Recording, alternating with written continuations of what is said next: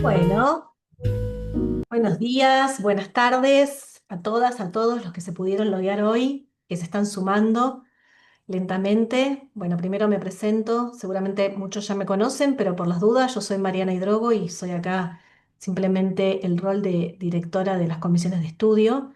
Y antes de arrancar con esta comisión, que va a estar buenísima, quiero contarles que la Asociación Argentina de Ética y Compliance, tiene más de 15 años trabajando en Argentina.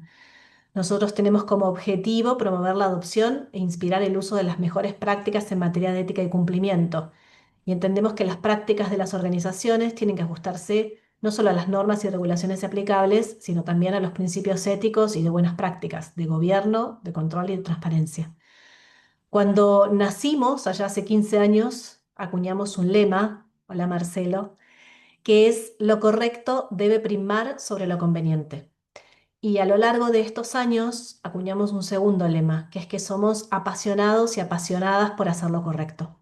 Quiero contarles que la certificación de la Asociación Argentina de Ética y Compliance, además de las actividades de las comisiones de estudio, esta es una de las actividades, particularmente de la Comisión de Gestión de Fraude Corporativo, tiene otras comisiones para los que les interesen los temas de Behavioral Compliance o de Data Privacy y Ética Digital, o los temas de Antitrust, o de Industria Financiera y FinTech, o de Penal Estratégico, o todo lo relacionado al sector público o la gestión, sistemas de gestión de compliance, compliance en salud, sostenibilidad o ASG y diversidad y cultura ética. Así que si a alguno le interesa, por supuesto se puede sumar en las otras reuniones de comisiones.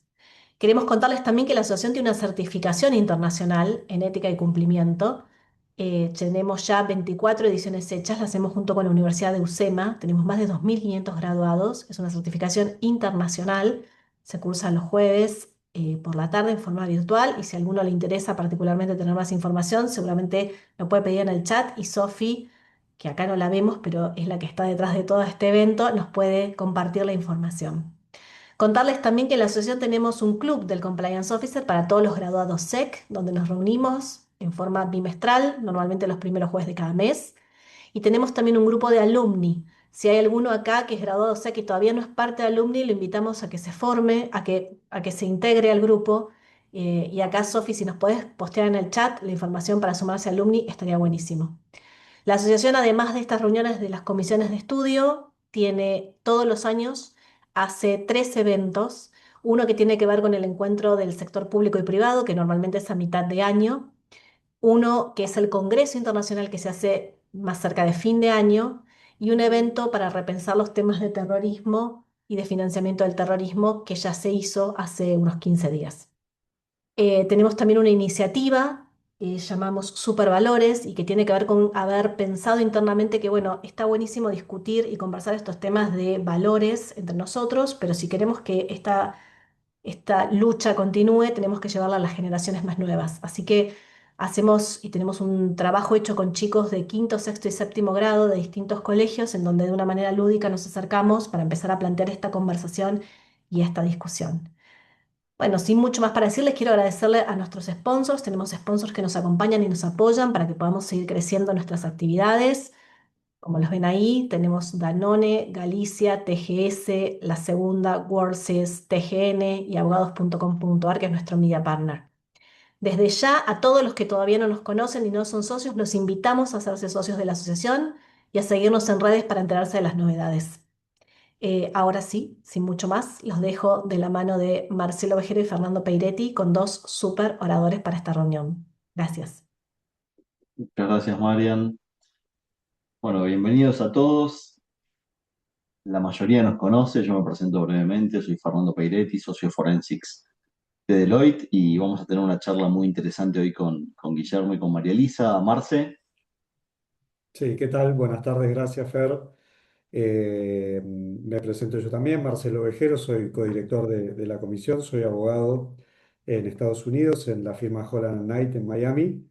Y hoy tenemos un webinar muy interesante con dos oradores que son excelentes y que muy gentilmente nos han compartido algo de su tiempo para hablar del tema de hoy. Si te parece, Fer, empezamos presentando a nuestros oradores, para que quienes no los conocen ya tengan un poquito más de background sobre quiénes son.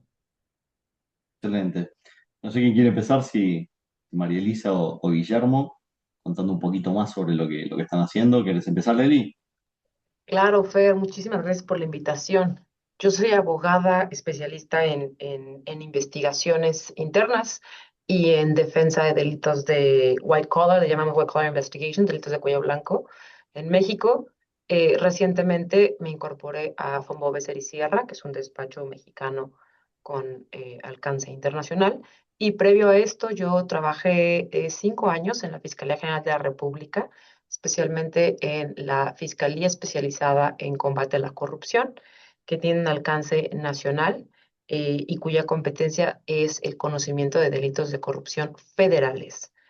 Mi trayectoria inició en la Judicatura Federal Mexicana, después hice un LLM en Estados Unidos, soy abogada en Texas también, tengo la barra de Texas, fui defensora pública en Texas, después regresé a México y desde que he regresado a México después de la maestría me he dedicado a estos temas de corrupción, em, de combate al crimen y obviamente prevención al tema de fraude. Entonces, encantada de estar por acá y muchísimas gracias a Marcelo y a Fernando por la invitación. Muchas gracias, Eli. Bueno, muy buenas tardes a todos y a todas, y muchas gracias a la asociación, a Mariana, a Fernando, a Marcelo por la invitación. Soy Guillermo Jorge, dirijo la práctica de compliance, investigaciones y derecho penal en Brullí Funes de Rioja, en Buenos Aires, desde hace 8 años. Antes de eso tuve una consultora que se llamaba Governance Latam y por 15 años brindamos servicios en toda América Latina, especialmente haciendo consultoría internacional para gobiernos. Y antes de eso ejercí derecho penal por 7 años acá en la ciudad de Buenos Aires. Muchas gracias, Guille. Marce, ¿querés empezar vos con algunas preguntas para Guillermo y vamos Sí, avanzando? dale, gracias, Fer, y gracias de vuelta, María Elisa, gracias, Guillermo, por sumarse hoy. Bueno, el tema de hoy tiene que ver con crimen organizado y en particular grupos que se dedican al narcotráfico, y lo que motiva el tema es las acciones que tomó el gobierno de Trump al poco tiempo de asumir, que fue la de, una palabra un poco técnica, designar a estos grupos narcotraficantes como organizaciones terroristas extranjeras, bajo, digamos, el sistema de normas de Estados Unidos. A partir de eso, digamos, estamos hablando de grupos que mayormente operan en México, Colombia, algo en Venezuela y un poco en Centroamérica. Y es un tema que quizás para Argentina o más en general para el Cono Sur puede parecer un poco alejado y por ahí no se le está prestando mucha atención, pero como seguramente nos van a comentar los expertos que hoy van a hablar, es un tema que puede tener bastantes ramificaciones. Entonces, Guillermo, quería empezar preguntándote si nos puedes dar un paneo general de qué se tratan estas designaciones, qué consecuencias, digamos, disparan en términos legales o posibles consecuencias, y cómo crees vos que las designaciones con sus consecuencias legales pueden tener contacto con Argentina, con el Cono Sur y con industrias que operan en estas partes, ¿no?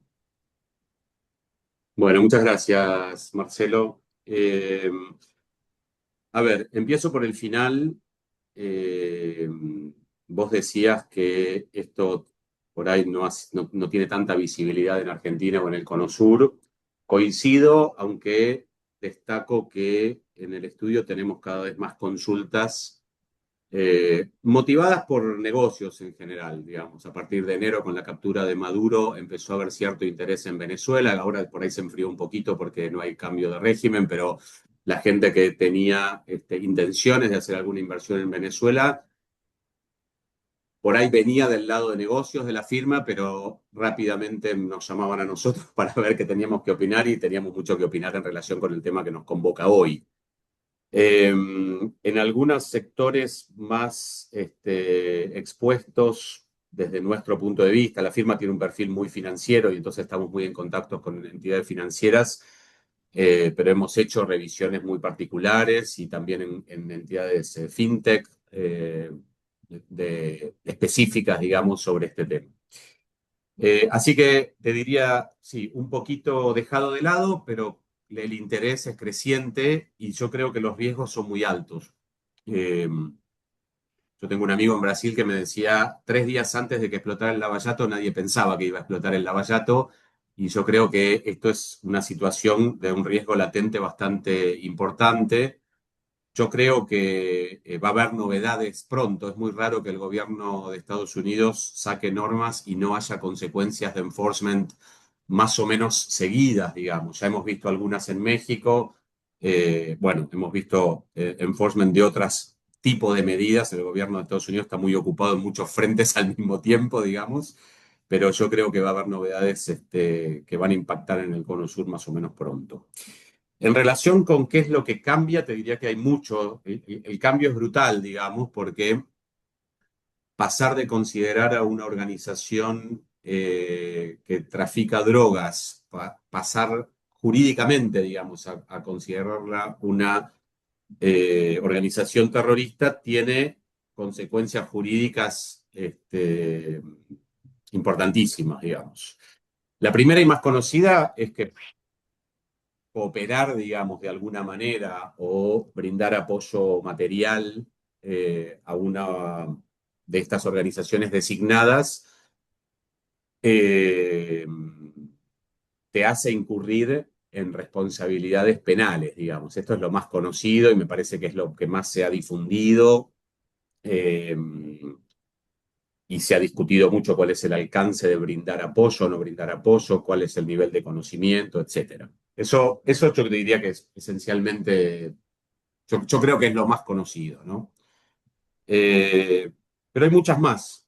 Eh, si brindás apoyo, tenés riesgo de ser sometido a sanciones secundarias. Sanciones secundarias, mucha gente y muchos clientes que nos consultan están bastante mal informados en el sentido de que creen que las sanciones son especialmente para US person, y esto es cierto, digamos, cuando las sanciones son primarias, o lo que se llaman en general en el sistema sanciones primarias, pero quien presta asistencia a alguien que está sancionado, aunque sea non-US person, puede ser sancionado bajo el sistema de lo que se conoce como sanciones secundarias.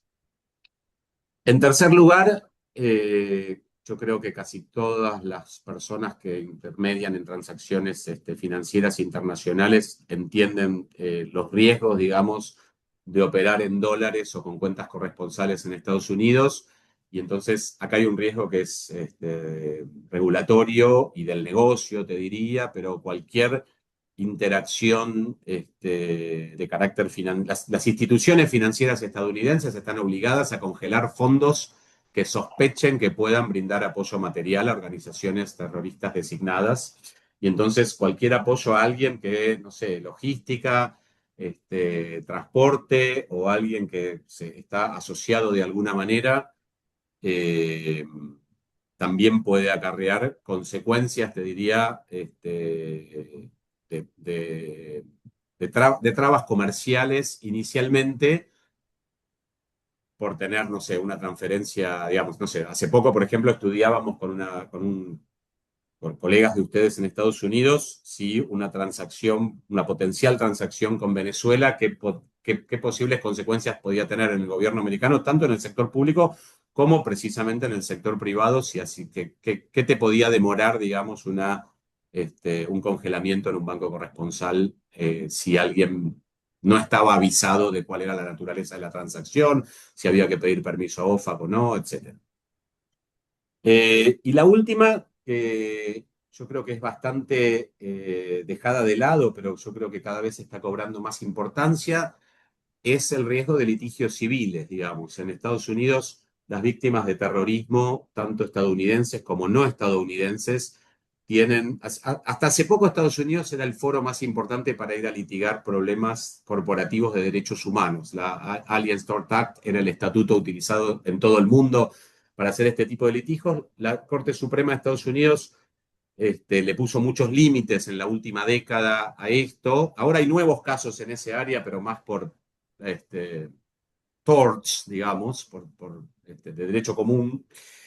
Pero bajo la ley antiterrorista hay una cantidad creciente, digamos, de litigios civiles en donde no solamente las organizaciones designadas, sino cualquiera que le haya prestado soporte o haya sido señalado como alguien que le prestó soporte, puede ser también demandado civilmente y hay bastantes casos, algunos muy recientes, sobre, bueno, en la región, digamos, el caso de Chiquita, que fue muy renombrado, donde Chiquita había reconocido pagos a las fuerzas paramilitares colombianas, no me acuerdo, pero hace 15, 20 años, digamos, que venían en una práctica muy eh, consolidada, digamos, de Chiquita, en un territorio que estaba bastante controlado por ellos. Eh, esa evidencia de un caso anterior, digamos, sirvió para que víctimas de las fuerzas paramilitares colombianas demandaran a Chiquita, que terminó en un settlement en 2024, 2025, hace bastante poco, pagando, digamos, por asesinatos cometidos por fuerzas paramilitares colombianas, por Chiquita haber brindado soporte, que era un soporte, digamos, hecho bajo coacción, podríamos decir, pero bueno, es un soporte al fin. Así que creo que el panorama ha cambiado radicalmente. Me parece que estas consecuencias todavía no son del todo vislumbradas, digamos, por el sector privado en el Cono Sur en general, en Argentina en particular, pero como decía al principio, hay un interés creciente, especialmente cuando hay transacciones que son cross-border y que pueden involucrar algo más cerquita, digamos, de la región. Gracias, Guillermo. Muy, muy claro, muy enriquecedor el análisis. Y tomando un poco lo que dijiste, ahí dijiste una palabra que en la legislación y las regulaciones norteamericanas sobre este tema es clave, que es la palabra soporte, que creo que el término utilizado es soporte material.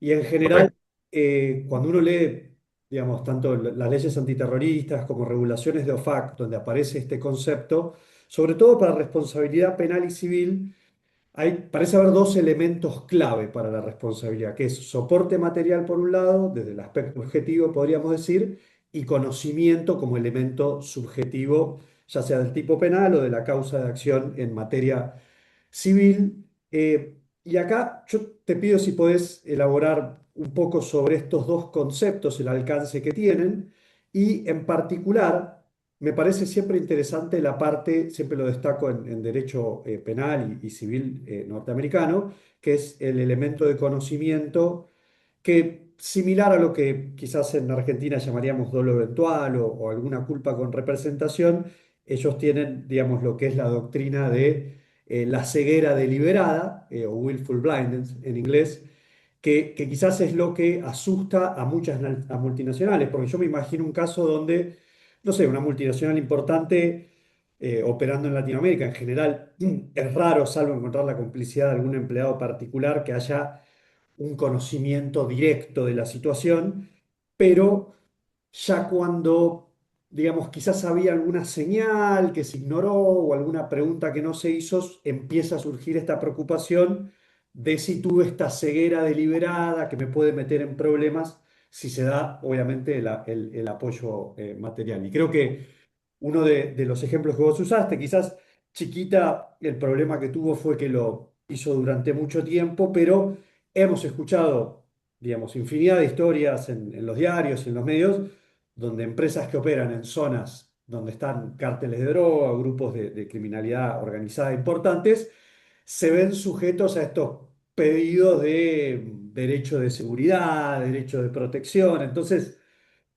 digamos, cómo juegan estos elementos en esos casos de soporte material y conocimiento.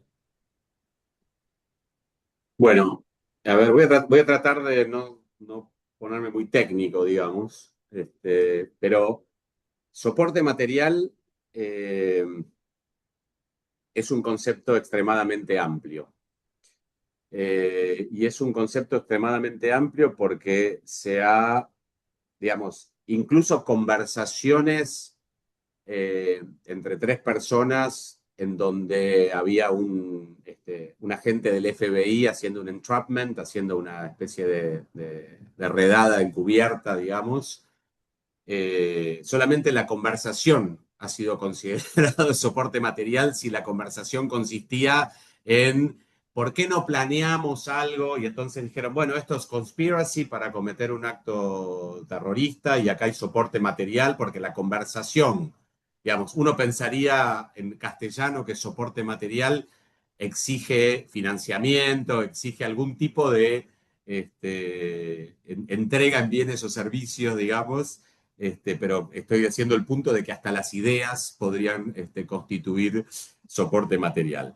Más típicamente, digamos, los sectores más expuestos, por supuesto, son, yo creo que el sector financiero, especialmente hoy con la digitalización financiera, donde hay muchísimas transacciones que no son cara a cara, donde KYC digital, datos biométricos, etcétera, digamos, la tecnología nos permite a veces, en algunos aspectos reforzamos muchísimo el due diligence, en otros aspectos lo perdemos, digamos, por causa de la distancia.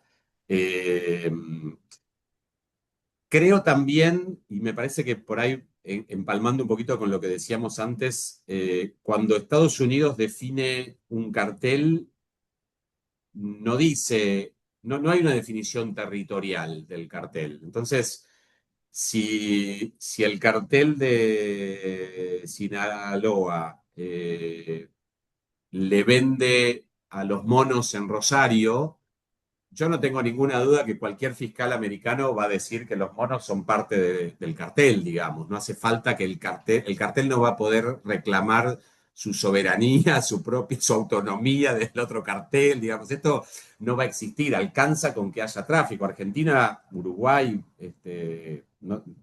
Chile inclusive, no son países, no son grandes productores, digamos, y la cantidad de toneladas, digamos, que se están secuestrando de cocaína son rutas armadas que provienen, no lo sé, pero en algunos casos muy potencialmente de organizaciones designadas, digamos, y me parece que eso es un riesgo importante. Esto lo digo para, yo no sé quién está en la audiencia, pero si hay compañías más chicas, por ejemplo, yo creo que, yo cuando pasó todo esto, voy a contar una anécdota, cuando pasó todo esto me fui a México. Este, y, y hablé con, no sé, 10 12 colegas. Y la verdad que la opinión generalizada, y obviamente la voy a dejar a María Elisa hablar de esto, que sabe 100 veces más que yo, pero lo que yo recogí de esas reuniones era que es muy difícil, en determinados sectores es muy difícil no estar conectado de alguna manera a algún cartel designado. Y acá viene la segunda parte de tu pregunta, que es la parte del conocimiento, que es, bueno, qué es lo que vos tenés que hacer? Porque es muy peligroso también, ¿no? Esto es lo que me decían en México. Cuando alguien viene y te dice esto es para el sindicato, vos no preguntás si es para el sindicato en el sentido de Labor Union, del sindicato de protección de los trabajadores, o el syndicate, digamos. Porque esa pregunta puede ser peligrosa. Entonces, la legislación estadounidense exige, digamos, vos podés ser civilmente responsable por, y en algunos casos también criminalmente responsable, por no haber hecho la suficiente debida diligencia, digamos, esto que vos decías, no haber hecho las preguntas correctas, haber obtenido una respuesta que requería ser profundizada y no lo fue. Esto puede ser interpretado en los Estados Unidos como ceguera deliberada, y por supuesto que le dejo a María Elisa la responsabilidad de explicarnos cómo hacen en México para no estar muertos de miedo cada vez que tienen que hacer estas preguntas. Pero técnicamente hablando, yo creo que en la Argentina eso es una ventaja. Las compañías pueden hacer un due diligence reforzado y profundo. Hay mucho acá que se puede hacer internamente. Por ejemplo, poder mostrar que uno hizo un barrido de todos los empleados y se aseguró de que no hay, pues si vos tenés un conspirador o alguien que simpatiza, digamos, o que está comprado o cooptado por una organización designada adentro de tu organización, eso ya es material support. Y claramente estar dentro, que esté dentro de tu organización, te coloca en una horrible situación de no haber hecho los deberes, digamos, ¿no? Porque una cosa es el, no sé, el transportista del transportista del transportista y otra cosa es un empleado propio. Entonces, no quiero abusar del tiempo y yo ya se nos fue la mitad de la hora, pero bueno, concluyo con esto. Material support es un concepto muy amplio, el conocimiento que se exige es bastante light en el sentido de que digamos, con el diario del lunes es fácil encontrar preguntas que pudieron haber sido hechas y no fueron hechas en el momento adecuado, y que creo que la ventaja que todavía existe en el Cono Sur es que uno puede hacer due diligence con menos riesgo físico, lo digo real, de lo que puede suceder en Centroamérica o en México actualmente. Muchas gracias, Guille, por todos esos detalles. Nos haces tener miedo los que estamos acá en México después de esto último que dijiste. Y vamos a profundizar algunos temas con María Elisa, que como comentabas, María Elisa, hace un momento venís de mucha experiencia en fiscalía. Me gustaría pensar algunos conceptos para profundizar con vos. Acá hay toda una interconexión entre organizaciones criminales que tienen vínculos con funcionarios públicos. Por supuesto que esto tiene impacto en contratación, en vínculos contractuales entre empresas y el Estado, todo lo que tiene que ver con permisología, vínculos con aduanas, con puertos, en fin, con municipios, financiamiento electoral. Hay todo un entramado que se empieza a conectar y que relaciona mucho lo que es la corrupción, los vínculos con FTOs y por supuesto en el medio de eso las empresas desarrollando su actividad y teniendo que de algún modo medir riesgos y ir dando pasos de la forma más protegida posible. Entonces, en este sentido nos gustaría conocer un poco más sobre tu visión respecto de estos temas. ¿Cuáles son por ahí los patrones más frecuentes cuando de algún modo vos estás en el desarrollo de una investigación y empezás a percibir esta vinculación entre organizaciones criminales y sector público, siempre con, digamos, de algún modo con las empresas en el medio? ¿En qué casos o qué alertas son las que solés ver y que de algún modo son driver para ir moviendo hacia adelante investigaciones, y digamos todo lo que nos quieras aportar en este sentido con tu experiencia en trabajos vinculados a la Fiscalía Anticorrupción? Muchas gracias, Fer. Pues creo que normalmente lo que vemos o las señales de alerta de algún tipo de infiltración del crimen organizado o de trabajo conjunto con el gobierno es precisamente pues actos de autoridad que vemos que van de la mano quizá de algún acto de extorsión, de alguna incidencia del crimen, de alguna exigencia comercial que esté vinculada o relacionada con alguna empresa que se conozca o se tenga elementos para pensar que esté vinculada con el crimen organizado, ¿no? Y sucede, por ejemplo, algo muy concreto, ¿no? Que a lo mejor te detiene un policía de tránsito, ¿no? Y que ese policía de tránsito te puede llegar a referir, bueno, usted conteste a tal persona que le lleva pidiendo X o tal cosa, ¿no? Ese pudieran ser como actos ya muy claros, ¿no? Pero no siempre van a ser actos así de claros. A veces puede pasar simplemente que pues te clausuren en la empresa, o te clausuren el sitio, o la bodega, o la planta de operación, ¿no? Y que pueda venir o no en paralelo algún tipo de amenaza o de extorsión del crimen organizado, ¿no? Entonces, de manera que pudiera parecer esto un indicio de relación entre los dos y que a veces suceda que atender una pueda llevar a que que la otra se desaparezca, ¿no? Que la otra contingencia desaparezca. Em, y bueno, o sea, creo que eso también va muy de la mano al tema de las empresas fachadas, ¿no? O de las empresas, le llamamos shell companies, que son muchas veces empresas que pues pretenden, o por lo menos dan la imagen de que prestan algún servicio, y me refiero a dan la imagen porque lo hacen contablemente, pero no cuentan ni con los assets, ni con la infraestructura, ni con las oficinas, ni con el personal para prestar ese servicio, ¿no? Ahora, el crimen organizado opera, por supuesto, a través de compañías de este tipo, shell companies, ¿no? Compañías que en México le llamamos compañías factureras, ¿no? Que lo único que hacen es emitir invoices, ¿no? O emitir documentos de comprobación fiscal que acreditan un gasto o que acreditan la prestación de un servicio, pero que en realidad no prestaron nada, ¿no? Este es como el tipo de empresa o de formato más común en el que operan el crimen organizado para lavar recursos. ¿Por qué?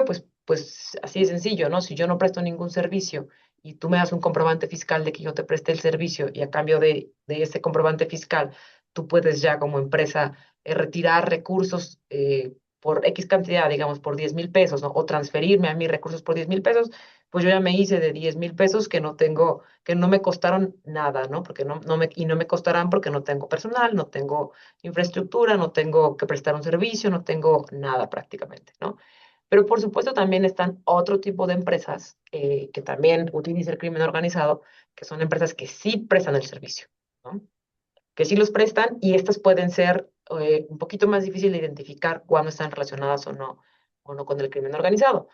Este tipo de empresas, te decía, sí prestan el servicio, normalmente son las empresas a través de las cuales se lava el recurso, es decir, el recurso que se generó de manera ilícito, ya sea en efectivo o a través de una empresa fachada con transferencias, se incorpora al sistema financiero a través de una segunda empresa que sí presta un servicio, que sí tiene una manera de acreditar los ingresos y los egresos, ¿no?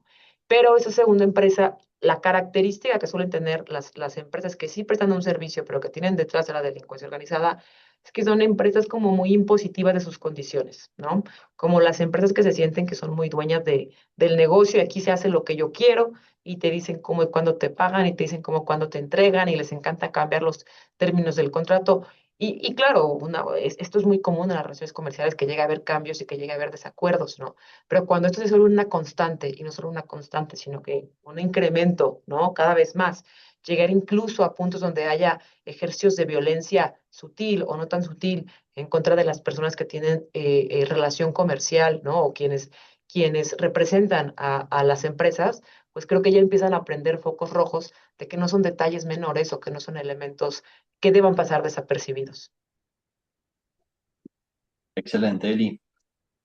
Y respecto, y vamos a vincular esto con lo que nos comentaba Guillermo ayer, que inclusive en territorios un poco más alejados de lo que uno en principio puede interpretar como el mayor foco de FTOs, y a través de interpretaciones podemos hoy estar hablando con empresas de Argentina, de Cono Sur, de Centroamérica, de México, y hay formas para que un fiscal en Estados Unidos de algún modo pueda plantear un caso donde haya una participación en muchas jurisdicciones de potencialmente un FTO.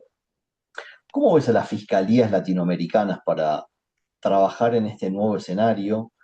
eh, por supuesto con toda la experiencia vinculada a lo que es crimen organizado en la región, pero a partir de ahora estamos en un momento en el cual la presión es más grande. De algún modo, si tenemos, lo pienso y lo relaciono con las fuertes aplicaciones de FCPA que hemos tenido en nuestra región, caso Odebrecht en adelante, y como por supuesto casos que se desarrollan en Estados Unidos también tienen vínculos y relación con las justicias locales en Latinoamérica. ¿Cómo estás viendo esas capacidades y de algún modo lo que puede llegar a venirse en el futuro cercano?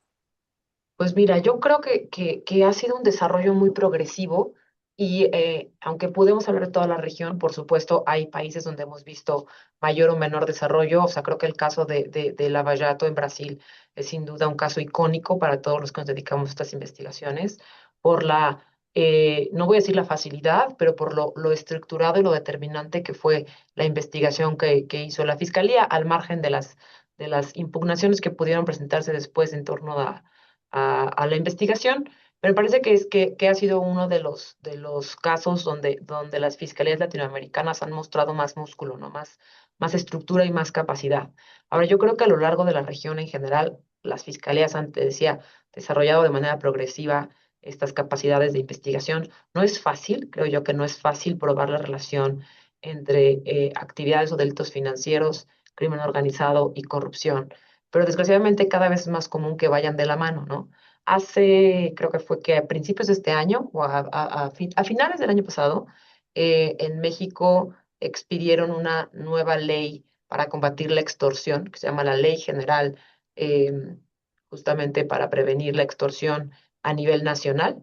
Y esta ley antiextorsión crea una línea directa, una línea para denuncias anónimas, donde las empresas pueden llamar y reportar actos de extorsión que a veces, la verdad, no saben si son extorsiones reales o si es la autoridad simplemente imponiendo un impuesto, ¿no?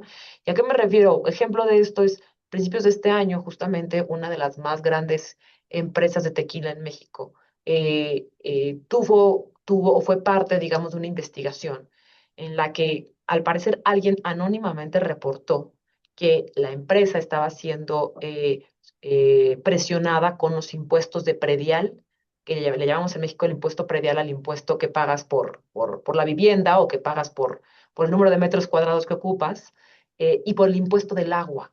Y en el municipio de Tequila, y se imaginarán por qué se llama así el municipio, le estaban poniendo unos impuestos altísimos, 4 o 5 veces más de lo que pagaban en años pasados. Entonces, pues la empresa como que estaba tratando de establecer una estrategia jurídica para combatir este tipo de impuestos, cuando empezó a tener elementos para suponer que esta alta de impuestos en realidad lo que buscaban era obtener una forma de soborno, digamos, una forma de extorsionarlos para que realizaran un pago en efectivo, que no necesariamente iba a ir solo a la autoridad, sino quizá a otras personas, ¿no? Y empezaron a tener indicios de esto. Al parecer, estos indicios alguien los reporta a la Secretaría de Seguridad Pública, digamos, al órgano de seguridad a nivel nacional. Inician una investigación y encuentran que efectivamente, por lo menos a manera de investigación inicial, encuentran vínculos entre el alcalde de este municipio de Tequila con el cártel Jalisco Nueva Generación, que es uno de los cárteles pues, que ha sido designados como terroristas por Estados Unidos, y que aparentemente trabajaban de esa manera, extorsionando empresarios de la región, ¿no? Alzándoles impuestos y después diciéndoles, mira, bien, pues te puedo bajar el impuesto, pero tanto dinero va en efectivo, ¿no?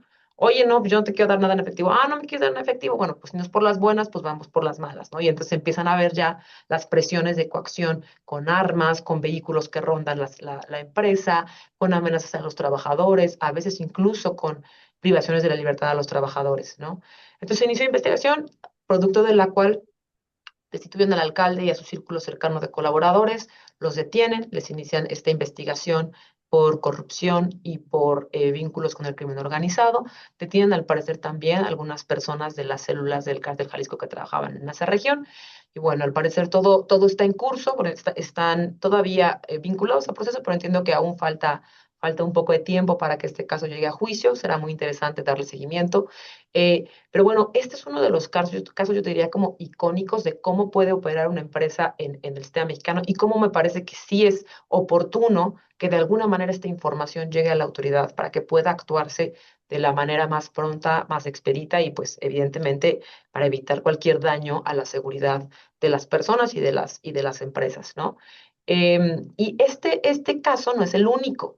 Desde hace más o menos 2 años, yo te diría que la Secretaría de Seguridad Mexicana ha estado trabajando mucho con un operativo que le llaman Operativo Enjambre, que justamente ha tratado de encontrar vínculos entre algunos alcaldes a lo largo del país y el crimen organizado. Y ha buscado identificar aquellos casos en los que ha habido ya sea financiamiento del crimen organizado a las campañas, ¿no? O de plano alcaldes que ya una vez nombrados responden al crimen organizado o muestran estar protegiendo de manera con los recursos del Estado, ya sea dándoles policías, dándoles espacios, dándoles licencias al crimen organizado. Me parece que son casos que muestran que se ha avanzado mucho, por supuesto que falta muchísimo más. Y también no creo que el trabajo sea solo de las fiscalías, porque si algo hemos visto es que des- el atacar estas estructuras, ¿no? Y de verdad el desestructurar la manera en la que han constituido estas redes de poder y de corrupción, pues no es nada más un tema del sistema de justicia, propiamente entendido como de las fiscalías de la investigación, sino también es un tema de pegarles mucho en el bolsillo, ¿no? Identificar las estructuras financieras a través de las cuales trabajan. Por eso creo que es súper importante este tipo de políticas y creo que será interesante discutirlo en otra sesión, como las que ha emprendido el gobierno mexicano en relación con el bloqueo de cuentas bancarias, que ahora ya es mucho más fácil que nunca después de este criterio de la Corte reciente, y sobre todo este enfoque a identificar empresas fachadas, ¿no? Identificar empresas que no entregan ningún servicio, que no tienen la infraestructura para brindar ningún servicio y que son al final del día la manera en la que los órganos criminales, las personas que pertenecen a la estructura criminal, se fondean y mantienen en operación. Me parece muy interesante, Elisa, todo lo que comentabas, y hay un punto en el cual creo que en particular empresas que están más alejadas de México es para prestar atención, porque uno cuando piensa en FTOs, en crimen organizado, lo que está pensando es en delincuentes, en gente que está al margen de la ley, y cuando empezamos a verlo con este enfoque, yo diría, más amplio desde una región que tiene mucha más experiencia en esto, vemos que un cartel vinculado a un potencial FTO denominado por Estados Unidos también puede estar integrado por un juez, puede estar integrado por un intendente municipal que, supongamos, en los alrededores de Rosario tiene algún vínculo inadecuado y si de pronto una empresa está teniendo alguna relación con ese funcionario, ya no solamente es un soborno a funcionario público, sino que está en un entramado potencialmente sancionado por Estados Unidos. Y esto le da digamos, un enfoque de riesgo bastante diferente a lo que uno estaba pensando algún tiempo atrás. Y un poco para finalizar y pensar entre todos, de algún modo describimos un escenario que empieza a tener un nivel de riesgo bastante más marcado para las empresas, dependiendo de territorios y dependiendo de cómo funcione su negocio y sus vinculaciones. Pero, ¿qué les podemos recomendar en este sentido? Porque programas de compliance con diferentes niveles de madurez, ya estamos viendo en la región que empiezan a existir, los conceptos de due diligence de terceros, pensar por supuesto en todo lo que tiene que ver con chequeos de listas, hacer investigaciones internas cuando así lo sugieren las situaciones, tener canales de reporte, evaluar en algunos casos inclusive la autodenuncia. Pero me gustaría tocar un poco de base con Guillermo y María Elisa para conocer sus ideas respecto a qué ajustes podrían pensar para compañías que ya están empezando a desarrollar compliance y de pronto ven acá un escenario un poco diferente. Si querés empezar Claro. vos, Guillermo. Sí, adelante, Guillermo. Gracias. A ver, yo creo que conceptualmente no hay grandes cambios desde el punto de vista de compliance. Conceptualmente quiero decir con los elementos que nosotros conocemos, ¿sí? Lo que sí creo es que el enfoque es totalmente distinto. Digamos, saber si alguien está asociado o colabora o participa o tiene vínculos, etcétera, es algo que nosotros cuando hacemos, digamos, no sé, compliance compliance anticorrupción y compliance de lavado de dinero, estaba por decir, no estamos acostumbrados. Estoy pensando, cuando hacemos compliance de Business and Human Rights, cuando hacemos compliance de derechos humanos, por ahí estamos un poco más cerca de las comunidades. Yo me imagino que eh, yo veo mucho riesgo y en los clientes que estamos atendiendo los intentamos proteger a través de digamos, hay mucho conocimiento informal, digamos. Tenés que ir a indagar afuera de la compañía, que es algo que vos haces mucho cuando haces compliance en derechos humanos. ¿Qué saben las comunidades de la penetración de organizaciones terroristas alrededor? Porque en México, y corregime luego María Elisa si me equivoco, pero yo entiendo que esto, digamos, se sabe poco, pero es un conocimiento más o menos fácil de obtener. En Argentina no estamos acostumbrados a esto. Entonces, mi recomendación, ahora para los que no son argentinos, hay un auge de minería, hay un auge de gas, de petróleo, hay mucha inversión, digamos, en esos sectores, y en general eh, las extracciones son muy fuera de los centros urbanos y muy en comunidades, digamos, bastante alejadas.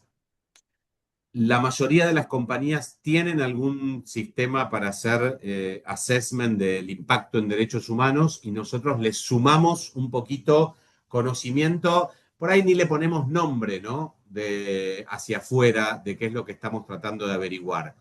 Pero sí tratamos de ver si hay penetraciones de carteles, porque como yo decía antes, lo que le decimos a nuestros clientes es, el gobierno americano, especialmente si sos extranjero, digamos, ¿no? El gobierno americano no, no le va a preguntar a los monos si es un joint venture con el cartel de Jalisco o, digamos, no le va a importar demasiado. Entonces, no sé, el agro que comercia en las barcazas de Paraguay, que bajan de Paraguay, toda la nueva minería, los nuevos negocios de petróleo y gas que hay en Argentina. La verdad que yo creo que, de nuevo, los conceptos son los mismos, el enfoque es totalmente distinto. Tenés que entender si tenés cerquita, digamos, alguna operación de narcotráfico y que haya sido designada o no realmente, por lo que es lo que decía. Eh, Aunque no haya sido designada, alcanza con que se asocia de alguna de las que haya sido designada para que inmediatamente sea considerada, digamos. Entonces, ese es esa es la recomendación, digamos, ¿no? Muchas gracias, Guille. Y desde el norte, María Elisa, ¿cómo vemos esto? Mira, primero y algo que olvidé decir hace rato, que igual, aunque Sudamérica parece estar muy lejano de esta realidad, la realidad es que no es tanto. Digo, ayer vimos la designación de otra designación y otra investigación iniciada ahora en contra de un gobernador, ¿no? En el estado de Sinaloa, vinculada quizá con la designación del cártel de Sinaloa de 2025, pero mira que yo recuerdo que después de esa designación de 2025 surgieron noticias donde decían que el gobierno de Estados Unidos estaba presionando al gobierno de Brasil para que designara a dos entes brasileños, al Comando Vermelho y el otro RCC, como organizaciones Mm. terroristas, y que a la fecha Brasil pues no ha cedido en esa designación, pero hay mucho ruido sobre una posible designación de eso, ¿no? Y por supuesto que la manera en la que operan estos grupos criminales, pues es el mismo, es igual que los cárteles, ¿no? Establecen maneras de financiarse orgánica e inorgánica, formal e informal, ¿no? Cuando van y compran su caipiriña ahí a Río de Janeiro y la pagan pues ahí va directo, ¿no? Al Comando Vermelho. Entonces, todos sabemos que la infiltración de de estos tipos de organizaciones, pues, es global y yo los invitaría a que no se sientan tan alejados de este fenómeno, porque la realidad es que no lo está tan lejano. Yo leía también hace poco sobre cómo la ruta de muchos precursores químicos para generar drogas es precisamente a través de Argentina, ¿no? De China llega a Ujú. Argentina y de Argentina recorre hacia México, ¿no? ¿Por qué? Porque las aduanas de México y de Centroamérica ya tienen mucha más vigilancia, ¿no? Los puertos de México y de Centroamérica tienen mucha más vigilancia. Entonces, eso es lo que lleva pues a las estructuras criminales a empezar a buscar donde no hay tanta vigilancia y generar rutas que pasen por esas zonas, ¿no? Y como bien decía Guillermo, me parece que la mejor manera de hacer programas de cumplimiento que verdaderamente sean efectivos es mantener cercanía con la comunidad, ¿no?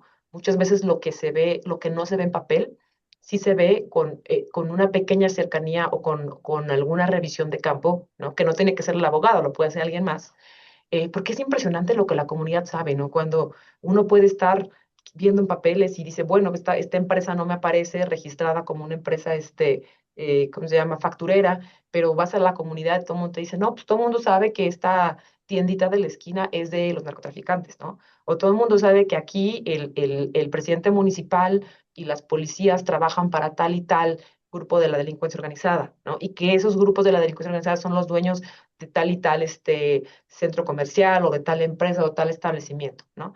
Eso lo puedes ver, o sea, me parece que la comunidad te da mucho esa información, pero también te da mucha información el ver cómo operan las fuerzas económicas de una región.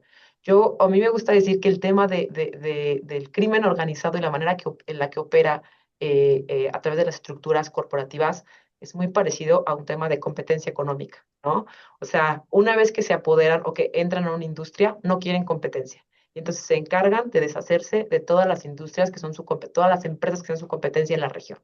Entonces, creo que otro red flag es si llegas a una región y solo hay un proveedor, ¿no? Que ya sabes de inicio que eso va a implicar que el proveedor te va a poner todas sus reglas, ¿no? Pero a mayor escala, si notas que el proveedor es tiene una reputación, digamos, o una fama de ser bastante controlador de la zona o bastante controlador en cuanto a que impone las condiciones de diferentes cuestiones e incluso que tiene que guardar una cercanía real con el gobierno, ¿no? Con el gobierno municipal, pues creo que esas son señales así súper foquitos rojos que no hay que dejar fuera. Y creo que sobre todo hay que tomar mucho cuidado al identificar este tipo de acciones por parte de proveedores o por parte de vendedores, donde parece que ellos están queriendo imponer circunstancias, ¿no? Muy beneficiosas para ellos, no dejarlas pasar, ¿no? Y sobre todo no acceder a todas sus peticiones, porque la medida, en mi experiencia, el tipo de relaciones comerciales con el crimen organizado empiezan con este tipo de cambios muy pequeños o muy aparentemente inofensivos, ¿no? En cuanto a los términos o condiciones en las que te van a entregar tal producto, y de repente cuando ven que tú cediste en eso, pues ellos siguen avanzando y siguen avanzando, y de repente ya te van a decir, oye, ¿sabes qué? O me vendes a la mitad del precio o no te compro, ¿no? O me vendes a la mitad del precio o mando que te exploten tu ubicas, o mando a personal armado a que levante a tu personal, ¿no? O a que pongan una bomba en la entrada de tu establecimiento. Entonces, yo tampoco estoy de acuerdo con identificar el crimen organizado con terrorismo. Me parece que la ONU ha sido muy clara en señalar las grandes diferencias que tienen y la gran diferencia es su finalidad. El crimen organizado, su finalidad es meramente económica. No tienen como finalidad eh, captu- capturar, digamos, directa el Estado o generar un gobierno alterno, ¿no? Visto desde la teoría del Estado. Pero vaya, claro que lo logran a través de las estructuras económicas que generan, que quizá eso es un tema ya secundario. Y pues nada, me parece que esta charla nos daría para hablar muchísimo más. Te agradezco muchísimo, Fer, por el espacio. Muchas gracias, Eli, por la perspectiva. Y a Sofía, que está escondida tras las sombras. No sé si tenemos en preguntas en el Q&A algunas dudas o consultas que hayan llegado del público. Sofía, ¿hay algo? Por el momento no hay nada. No sé si quieren los oyentes ir dejando para estos últimos minutitos. Han escuchado con mucha atención la conversación y no han escrito, pero bueno, de nuestra parte, si no hay preguntas, queremos agradecerle muchísimo a María Elisa, que nos trajo una experiencia, para mí, de la geografía más interesante para ver estas temáticas y con una experiencia espectacular en sector público y privado, y a Guillermo Jorge, que también tiene una experiencia de muchos años y en muchos casos divertidos, en algunos nos ha tocado coincidir. Y Marce, te dejo de palabras de cierre para que comentes. Muchas gracias, Fer, y muchas gracias de vuelta, Guillermo, María Elisa, y también a todos y a todas los que hoy nos acompañaron. La verdad estuvo súper bueno el tema, súper bueno los análisis y las respuestas.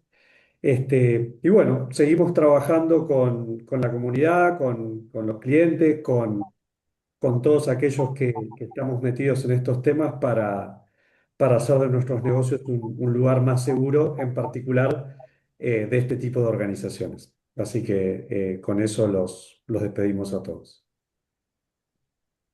Muchas gracias a todos. Muchas gracias. Muchas gracias a ustedes por la invitación. Y María Elisa, un gusto de volver a Un verte. gusto, Guillermo. Adiós. Abrazo. Bye. Un gran Chau, chau. abrazo. Hasta luego.